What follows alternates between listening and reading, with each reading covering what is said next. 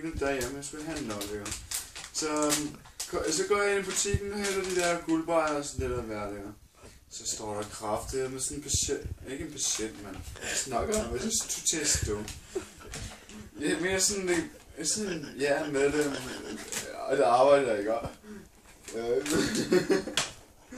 Ja, så står han der på hjørnet og spotter mig, ikke? Så ser jeg ham, så kigger han på mig, så siger jeg, hey. Han kigger bare den anden vej. Jeg tror jeg ikke har set ham. Så går jeg rundt, så går op til kiosken, og stiller mig i kø, så lige pludselig står der bare sådan en helt flok af det der fucking personale der, ikke? Så tænker jeg, fuck, det er bare noget lort det her, ikke? Så går jeg ned bag igen og lægger lidt lort, og så tænker jeg, jeg køber bare en cola. Så er jeg ude. Og så kommer han der lederen. Jeg ved godt, du var i gang. Og der banker sgu da på døren lige.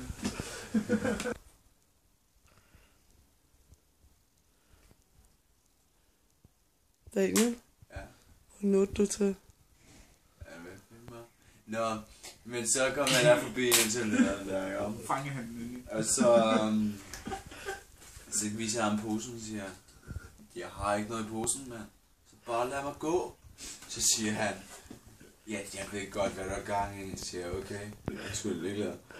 Så prøver jeg at gå min vej, så siger han, hey, så en anden gang, så råder jeg til, at du kommer her, ikke?